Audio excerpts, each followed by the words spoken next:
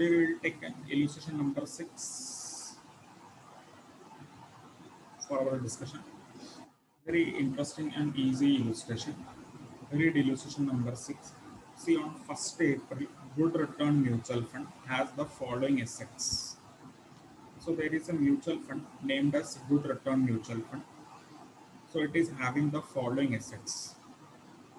See, this Good Return Mutual Fund has invested in the following shares of the following companies: A Limited, B Limited, C Limited, D Limited, and E Limited.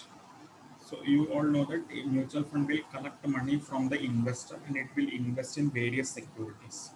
So this Good Return Mutual Fund has invested in these 5 companies' shares. So number of shares is also given here. Number of shares invested by the mutual fund is given. In A Limited, it has invested 10,000 shares. In B Limited, it has invested 35,000 shares. In C Limited, it has invested 10,000 shares. In D Limited, it has invested 75,000 shares. And in E Limited, it has invested 20,000 shares.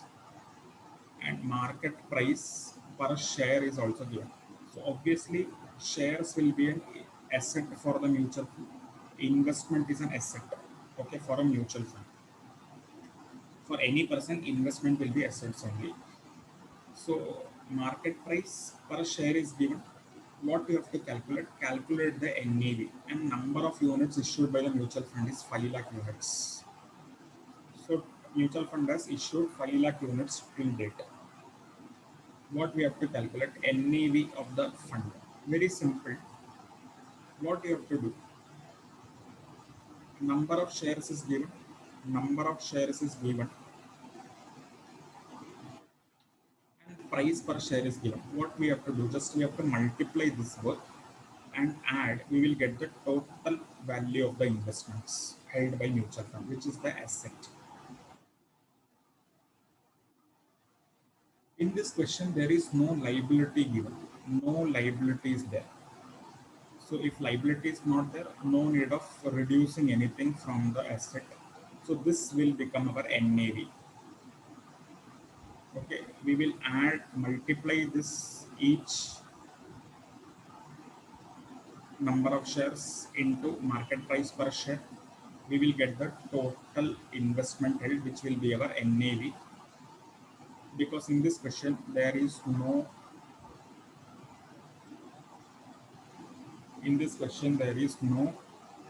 liabilities given. So NAV divided by number of units, we will get the NAV per unit. So this is a simple question.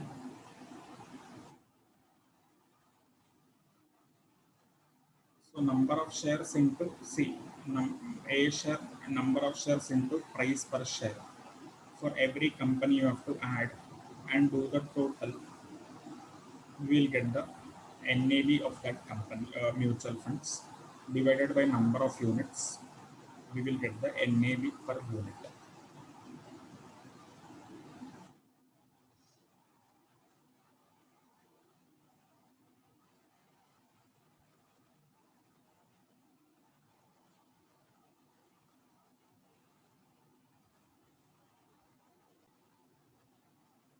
Read the illustration number 11, calculation of NAV. Sundar Raman Mutual Fund, Sunrise Mutual Fund, a growth fund. Okay, Sundar Raman Mutual Fund, Sunrise Mutual Fund, a growth fund held the following securities as on 31st March 2018. Okay. Details of investment made by mutual fund is given in shares of different companies. Number of shares held is given. Market value per share is given. And here details of liability is given. It also had a reserves in profit and loss account, cash 15 lakhs, other current asset 25 lakhs. Okay. compute the net asset value per unit if the outstanding units is 1 lakh. So this is just an advanced question. Now what we have solved, it was a simple question. Just it was a given number of shares and market price. Here in this question, more details are given for calculating the NAV. So how we can calculate this? First, NAV formula is asset minus liability. So first we will calculate the total of assets.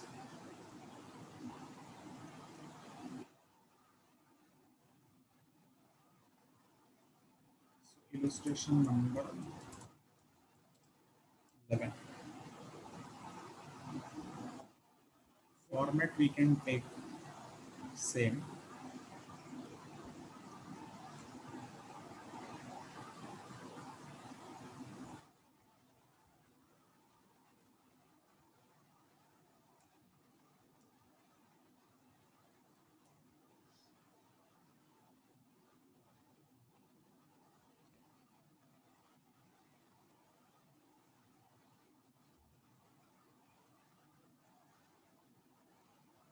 See how we will do total asset market value we have to take.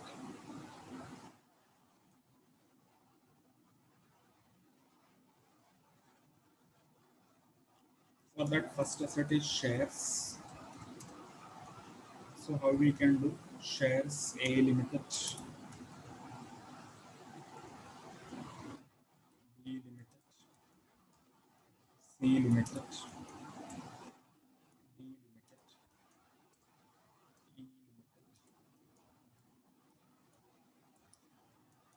E limited, G limited,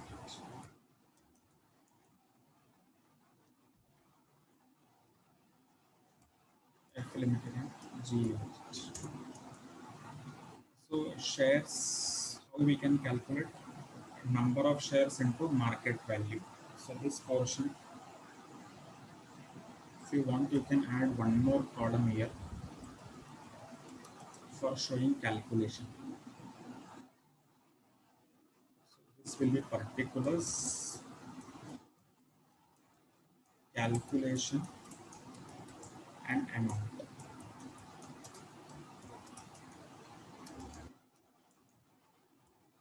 Okay.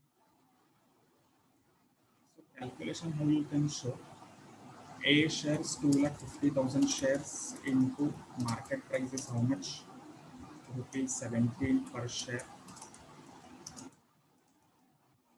Okay. Like that you can write for all the shares.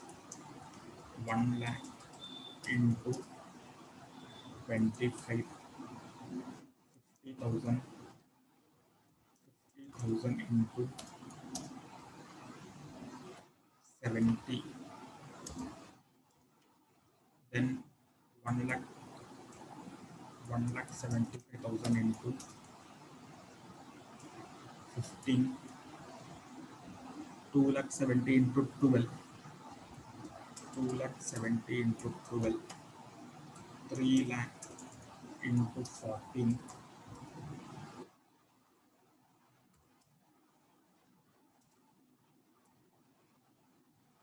then 40,000 into 40. So this step you can do in calculation. Then 25,000 in 2,50,000 into 17 per share. So we can get the value 1 lakh into 25, 50,000 into 70, 1,75,000 into 15, 2,70,000 into 12, 3 lakhs into 14, and 40,000 into 100. So this is the value of investments, shares. Now next asset is cash. 15 lakh cash is there. So we will have to add the cash.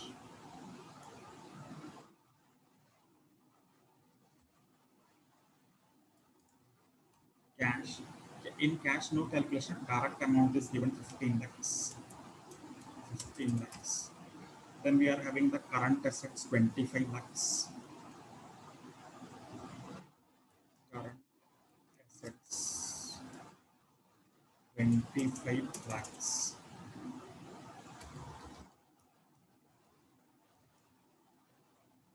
Any other assets? Okay, so total asset you can do.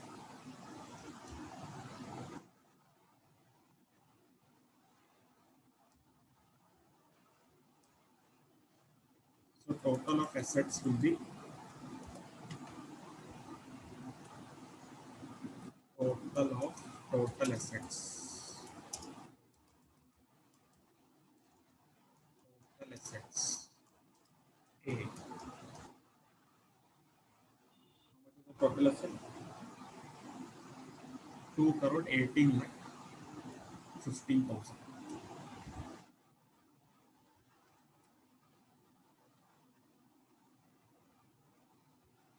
So this is the total of assets.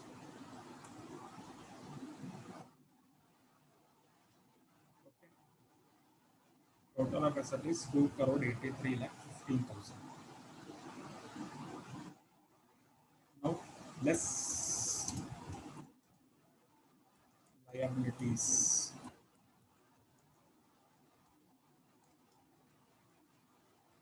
Liability detail is given. See, liability, outstanding liability 15 lakh 25,000. Outstanding liability is given 15 lakh 25,000. Outstanding liabilities 15 lakh 25,000. Okay. So total liabilities, only one liability is there. So total of liabilities will be B.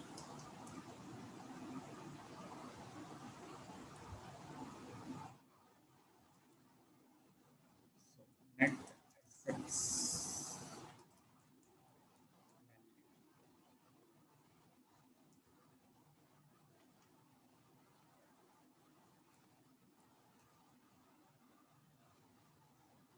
2 crore 67 lakh 90,000.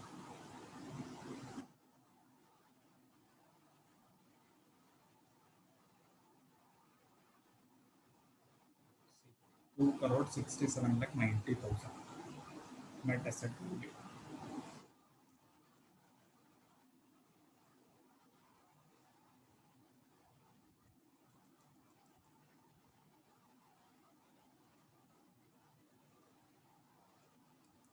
Number of units 1 lakh. NAV per unit.